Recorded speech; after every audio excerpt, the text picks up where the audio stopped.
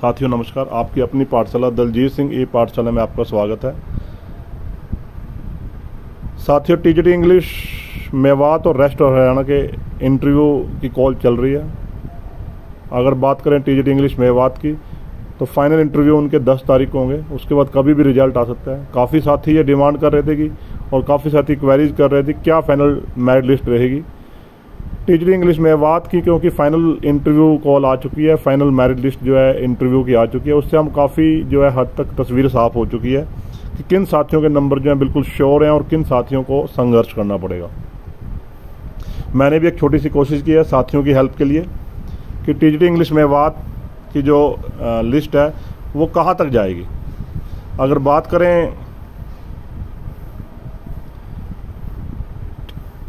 Merit list की तो मैं अभी क्लियर करूंगा। उससे पहले मैं सभी जितने भी टीजीटी इंग्लिश के साथी हैं जो ये वीडियो को सुन रहे हैं उनसे गुजारिश करूंगा भी ये बातें बेमानी हो जाएंगी अगर आप टीजीटी इंग्लिश संघर्ष समिति को सहयोग नहीं करोगे सुप्रीम कोर्ट में लड़ने के लिए। सभी साथियों से दोबारा गुजारिश है कि जितने भी साथी टीजीटी इंग्लिश की ये भर्ती चाहते हैं पूरी हो जाए, चाहे वो लो मेरिट में है, चाहे हाई अपर मेरिट में है, चाहे बीच में, चाहे वो घर से तंग भी हैं, तो अपना थोड़ा बहुत कंट्रीब्यूशन जरूर दें, क्योंकि सुप्रीम कोर्ट की लड़ाई अंतिम लड़ाई है। इससे आगे वो कहीं और जा नहीं सकते। अगर आप एक अच्छा सा वकील अपना कर लेंगे और हाई कोर्ट से बढ़िया जजमेंट गया हुआ है, सिर्फ उसको पुट आउट करना है वहाँ पर जज के सामने, तो इसके लिए अगर अच्छा वकील आपके सहयोग से हो जाता है तो आपका काम आसान से हो जाएगा। साथियों, टीजीटी इंग्लिश मेवात की लिस्ट आप सबको पता ही है। इसमें जर्नल की 121 पोस्ट हैं जिसके लिए 246 कैंडिडेट को बुलाया गया है। ईएसएम जर्नल की 24 पोस्ट हैं जिसमें से 7 कैंडिडेट जो मिले हैं, बाकी पोस्टें जो है 17 खाली हैं। तो बात करें जनरल कैटेगरी की, मैं आपको लेटर भी दिखाऊंगा क्यों ईएसएम की पोस्टें जो है जनरल में मेरिट मानी जाएंगी। तो 17 पोस्टें जो और हैं वो भी जनरल कैटेगरी से ही भरी जाएंगी। तो 121 17 138 पोस्टें टोटल हो जाती है। टोटल 246 बंदों को इंटरव्यू के लिए बुलाया गया जो इंटरव्यू हो चुका है या अब जाएंगे। उसके बाद अगर बात एससी करें, एससी की जो टोटल पोस्टें हैं 58 हैं, कैंडिडेट जो 61 है। एक कोरिजेंडम आ सकता है, थोड़े बहुत जो बच्चों की रह रहे हैं शायद आजकल में आए वो उनकी भी जो 47.5 से नीचे जिनके नंबर थे उनका नंबर नहीं आया, तो 4-5 बच्चे जो एससी या बीसी में जुड़ सकते हैं वो। तो ईएसएम जनरल की 7 में से 1 कैंडिडेट मिला, तो 6 पोस्टें ईएसएम जनरल की हैं। ओएससी एससी की 3 पोस्टें हैं और कोई कैंडिडेट नहीं है। तो टोटल पोस्टें जो होगी 67 हो गई हैं। एससी की बात कर रहा हूँ मैं, और जो कैंडिडेट है वो 61 है। तो यहाँ मेरिट का तो मतलब ही नहीं रहा, यहाँ पर ये 52 गई है और जनरल में 68 गई है। अगर बात बीसीए की करें, बीसीए में 45 कैंडिडेट जो हैं पोस्टें हैं जो सिलेक्शन लिस्ट में आएंगे फाइनल में। 50 जो हैं कैंडिडेट्स हैं। ईएसएम में 7 हैं, कोई मिला ही नहीं है ईएसएम में। ओएसपी 3 है, वो भी नहीं मिला है। तो टोटल पोस्टें जो बन जाती हैं 55 बन जाती हैं और 50 पोस्टें जो हैं 50 कैंडिडेट जो सिर्फ मिले हैं। तो इसमें भी कोई नहीं है, सबका सब सिलेक्शन जो है श्योर है। जैसे ऐसे इनको अग्रिम बधाइयाँ देने जाऊँगा। 62 इसकी गई है। अगर बात बीसीबी करें तो यहाँ पर बड़ा टफ कंपटीशन है बीसीबी में। 26 पोस्टें हैं, 54 बंदों का इंटरव्यू जो है हो चुका है या होगा। ईएसएम में 10 पोस्टें थी, 4 कैंडिडेट जो है 6 कैंडिडेट जो मिल चुके हैं, 4 पोस्टें खाली पड़ी रह जाएंगी ईएसएम बीसीबी। ओएसपी की बात करें तो 1 पोस्ट है, कोई कैंडिडेट नहीं मिला। तो 26 4 30 और 1 31 टोटल पोस्टें बनती हैं और 54 जो है कैंडिडेट को बुलाया गया। क्योंकि इसकी मैट 76 गई है, यहाँ पर एक बात मैं क्लियर करना चाहूँगा, और जर्नल की मैट जो है कम गई है, 68 गई है। तो ये जो 76 वाले जो है बीसीबी, तो ये कम आगे जब फाइनल सिलेक्शन लिस्ट आएगी तो ये कम हो जाएंगे। ये जनरल में जो अपर मेरिट वाले हैं वो जनरल में कूद जाएंगे। तो टोटल कैंडिडेट जो है 31 पोस्ट के लिए 54 हैं। तो मैं कहना चाहूँगा 23 बंदे जो हैं इसमें से जनरल में फाइटिंग करेंगे, अपर मेरिट वाले। उसके बाद अगर बात करें ईपीबीजी की तो 34 पोस्टें हैं, 34 कैंडिडेट को बुलाया गया। तो ये भी सिलेक्शन लिस्ट जो है बिल्कुल श्योर ही है। कोर्ट की स्टे अगर ना हुई तो इनका तो सिलेक्शन पक्का ही है। उसके बाद अगर हम करते हैं मेरिट लिस्ट की तो बीसीबी से जो ये 54 में से 31 बंदों की तो पोस्टें हैं, और उसके बाद जो 23 हैं, क्योंकि इसकी मेरिट लिस्ट जो है 76 है, जनरल से ऊपर है, तो 23 बंदे जो हैं वो जुड़ जाएंगे जाके 246 में। क्योंकि बीसीबी के जो बाकी बचे हुए कैंडिडेट होंगे वो फाइट करेंगे कहाँ पर, जनरल कैटेगरी में।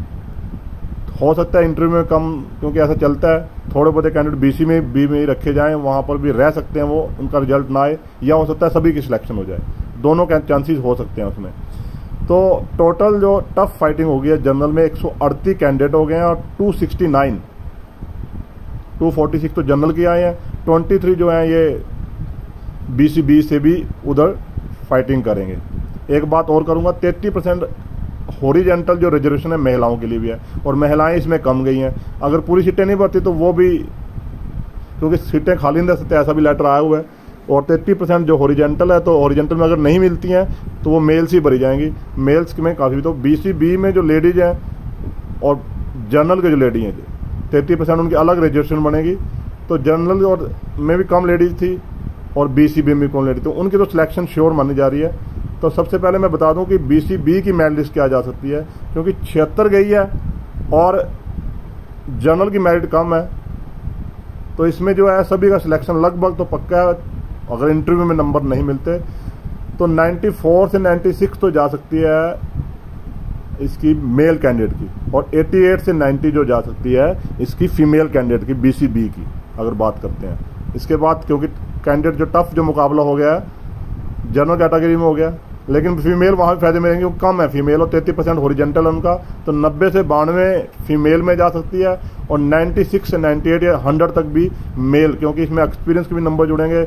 आप ये कहेंगे 68 है, लेकिन जो है बीसीबी वाले जो मेरिट जो है वो काफ़ी ऊपर है, 60 और 76 में काफ़ी डिफरेंस है, तो वो यहाँ पर भी फाइटिंग देंगे। इसलिए मेल की मैं 96 से 100 या 98 मान के चल रहा हूँ। फीमेल और मेल की यहाँ पर अलग अलग, बीसीबी की एक जैसी भी आ सकती है, 88 या 90 भी रुक सकती है, 94 96 महिलाओं की भी आ सकती है।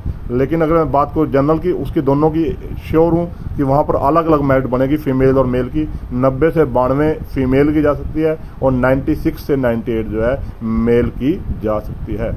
और बाकी आप समझ गए हैं कितने पोस्टों के लिए मैंने कैसे बताया आपको। इसके बाद मैं आपको लेटर भी दिखाना चाहूँगा कि मैं अपनी बात को पुख्ता करने के लिए, सबसे पहले मैं दिखाऊँगा आपको, ये लेटर है 30/4/2018 का, चीफ सेक्रेटरी ने लिखा हुआ है कि क्या क्लियर लिखा है, it has been now decided to apply the same principle group A and B post and it is clear. पहले तो सी पोस्ट के लिए था, ग्रुप सी के लिए था, सी एंड डी पोस्ट के लिए, अब ग्रुप ए बी को क्या लिखा बोला गया, if case no candidate is found stable for appointment, लिखा हुआ है clear, if no candidate is found stable for appointment in group A and B category, और सी एंड डी तो ऊपर है ही है, the reserved for ESM of a particular category will be filled from among the same category candidates. For the example, if stable candidate belonging to scheduled caste of ESM category is not available, then post can be filled up from among us the candidate of scheduled caste. The same position shall be followed in other categories. तो इन ये result सभी के लिए अलग अलग आया हुआ, चाहे ओएसपी की बात करें, ये रिजल्ट आया भी है, टीजीटी साइंस का रिजल्ट है, ये आपको मैं दिखा देता हूँ। वैसे तो ये टीजीटी साइंस का रिजल्ट आया था, टीजीटी में बात कही है, इसमें क्योंकि पोस्टें खाली पड़ी थी, ईएसएम जनरल की 14 पोस्टें थी और बंदे मिले नहीं थे, तो ये जो है देखो ऐसे लिखा आएगा, जर्नल अगेंस्ट ईएसएम जनरल, यानी जनरल को ये पोस्टें दी गई हैं, बीसीबी अगेंस्ट ईएसएम बीसीबी। तभी मैंने वो पोस्टें जो है मैंने अपने पेज पे जोड़ी हैं कि जो ईएसएम जनरल की 24 में से 7 तो सिलेक्शन पक्की है, जो बचेंगी 17 सीटें वो इधर आ जाएंगी। ऐसे ही बीसीबी में भी 26 में से जो एएसएम 6 में से 4 बंदे लगेंगे, 10 में से 4 बंदों की सिलेक्शन वहाँ पर 6 बंदों की पक्की और 4 जो है इधर आएंगे। और ऐसे ही बीसीए में भी और एससी में भी, अगर एचएससी कोई गलती नहीं करती है, क्योंकि वो ऐसा ही कर रही है हर साल, मैंने कई रिजल्ट देखे हैं, आप भी चेक कर सकते हो उसकी साइट पर रिजल्ट्स में, अगर कोई कैंडिडेट की सीटें नहीं भरी जाती तो वो उसी कैटेगरी से भरे जाएंगी। ये लेटर निकला हुआ है सीएस की तरफ से सभी बोर्ड्स को, सभी एचएससी के सेक्रेटरीज को। साथियों, अगर आपको कोई क्वेरीज है इस बारे में तो आप कमेंट बॉक्स में लिखिए। अगर मेरे को कहीं आपको गलती लग रही है कि मैं गलत बोल रहा हूँ तो अब भी उसका समाधान करिए, ताकि साथियों को असली नॉलेज का पता लगे। धन्यवाद साथियों, जय हिंद साथियों।